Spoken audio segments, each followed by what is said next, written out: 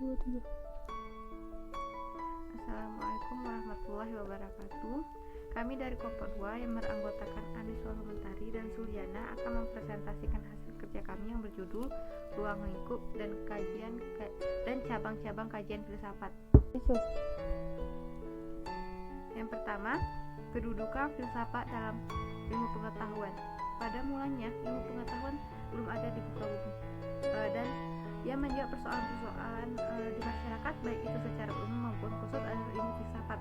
Dimulai dari ilmu filsafatlah munculnya ilmu pengetahuan, di mana semua jawaban-jawaban yang dihasilkan oleh ilmu filsafat akan diteliti secara ilmiah dan kemudian menjadi ilmu pengetahuan. Filsafat dapat berfungsi menghubungkan ilmu pengetahuan satu dengan ilmu pengetahuan lain secara kompleks dan terpisah-pisah dalam suatu sistem yang mencakup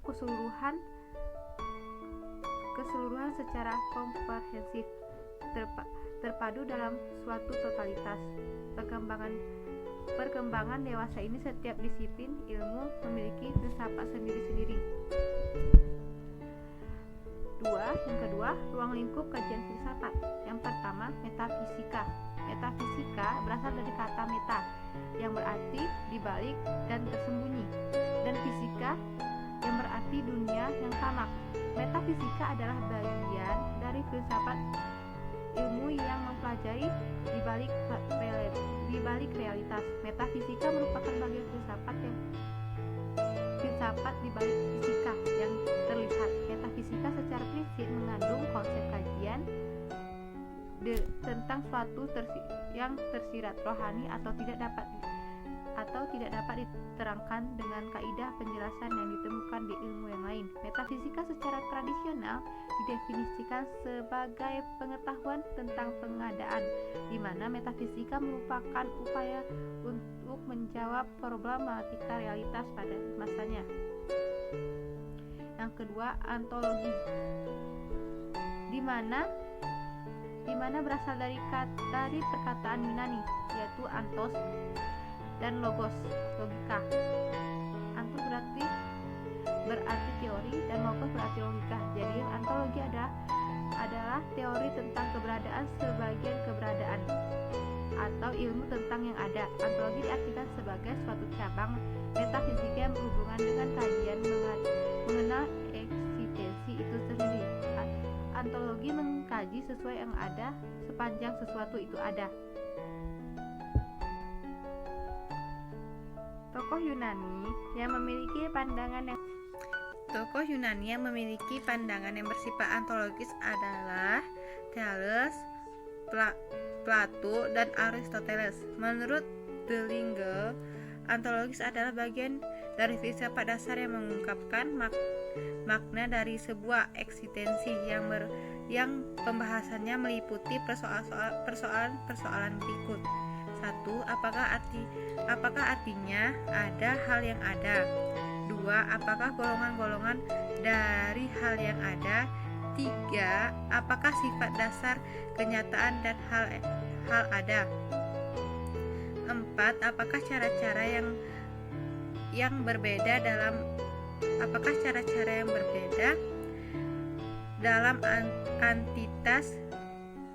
entitas dari kategori logis yang berlainan. Misalnya objek-objek fisik, pengertian universal, abstraksi, dan bilangan dapat dikatakan ada. 3. Epistemologis. Epistemologis berasal dari bahasa Yunani epistemi dan logos, artinya pengetahuan. Logos berarti teori. Dengan demikian, epistemologis secara etimologis berarti teori pengetahuan.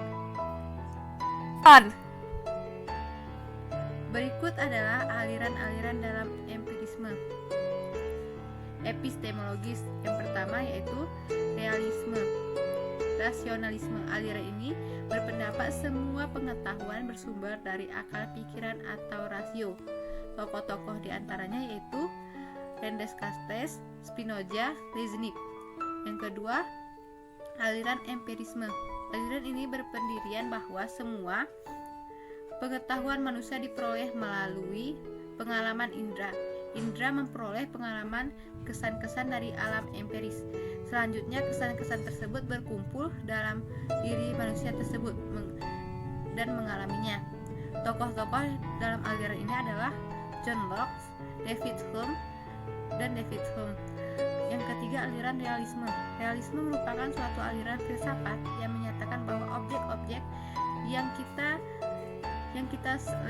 kita lewati indera adalah nyata dalam objek tersebut. Objek tersebut bergabung pada subjek yang mengetahui, atau dengan kata lain tidak bergantung pada pikiran subjek. Tokoh-tokoh aliran ini adalah Aristoteles. Salah satunya adalah Aristoteles. Yang selanjutnya, aliran dalam epistemologis yaitu kritisme. Kritisme menyatakan bahwa akal menerima bahan-bahan pengetahuan dari empiris yang meliputi indera dan pengalaman. Kemudian akal akan menempatkan, mengatur, dan menertibkan dalam bentuk-bentuk pengamatan, yakni ruang dan waktu. Pengamatan merupakan permulaan pengetahuan, sedangkan pengelolaan akal merupakan pembentukannya. Tokoh aliran ini adalah salah satunya adalah Immanuel Kant. Yang selanjutnya aliran-alirannya yaitu positisme. Tokoh aliran ini diantaranya adalah Auguste Comte, dan yang memiliki pandangan sejarah perkembangan pemikiran umat manusia dapat dikelompokkan menjadi 3 tahap, yaitu tahap teologis, yang kedua tahap metafisis, yang ketiga tahap positif. Yang selanjutnya adalah aliran spiritisme yang menyatakan bahwa indera adalah bersifat menipu atau menyesat. Namun pada zaman modern perkembangan menjadi epitisme, metodis atau sistematis yang menyatakan adanya bukti sebelum sesuatu yang benar. Tokohnya yaitu diantaranya adalah Ren, dan tokohnya salah satunya adalah Ren.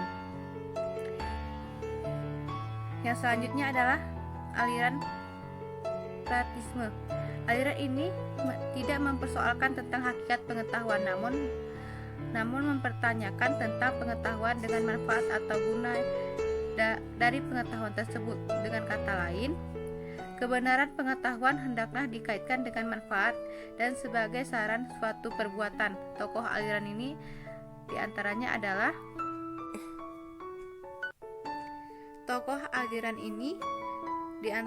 adalah Fichters dan William James. Selanjutnya poin keempat yaitu aksiologi. Secara etimologis, aksiologi berasal dari bahasa Yunani kuno, yaitu aksios yang berarti nilai dan kata logos berarti teori. Jadi, aksiologi merupakan cabang filsafat yang mempelajari nilai. Dengan kata lain, aksiologi adalah teori nilai. Surya Sumantri mendefinisikan aksiologi sebagai teori nilai yang berkaitan kegunaan dari pengetahuan yang diperoleh. Aksiologi dalam Kamus Bahasa Indonesia 1995 adalah kegunaan ilmu pengetahuan bagi kehidupan manusia. Kajian tentang nilai-nilai khusus etika. Siti Ghazalba yang mengemukakan bahwa bidang permasalahan filsafat terdiri atas 3, yaitu yang pertama metafisika, yang kedua teori pengetahuan atau epistemologi, yang ketiga filsafat nilai atau aksiologi. Haryanti Hermansyah membagi cabang-cabang filsafat menjadi 4, yakni yang pertama filsafat tentang pengetahuan, yang terdapat epistemologi, logika, kritik, ilmu. Yang kedua filsafat tentang kenyataan menyeluruh, yang mana yaitu metafisika umum, metafisika khusus. Yang ketiga, filsafat tentang tindakan, yang terdapat etika ataupun estetika. Yang keempat, sejarah filsafat. Di samping itu, masih menurut Hermansyah, ada cabang-cabang filsafat khusus, antara lain yang pertama filsafat seni, filsafat kebudayaan, filsafat pendidikan, filsafat sejarah, filsafat bahasa, filsafat hukum, filsafat agama, filsafat sosial, dan filsafat politik. Dan menurut De Liangjie, macam-macam filsafat yaitu yang pertama metafisika atau filsafat tentang hal ada.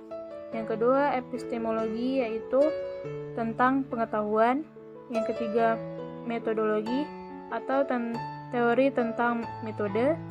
Yang keempat logika atau teori tentang penyimpulan. Yang kelima etika atau filsafat tentang pertimbangan moral. Yang keenam estetika atau filsafat tentang keindahan. Yang ketujuh sejarah filsafat. Berdasarkan pembagian cabang filsafat tersebut, maka dapat disimpulkan bahwa tampak demikian luas bidang penelitian filsafat itu. Padahal cabang-cabang tersebut masih dapat diperinci lagi menjadi ranting-ranting. Dan sebagaimana bahkan berkembang menjadi bidang filsafat yang berpengaruh.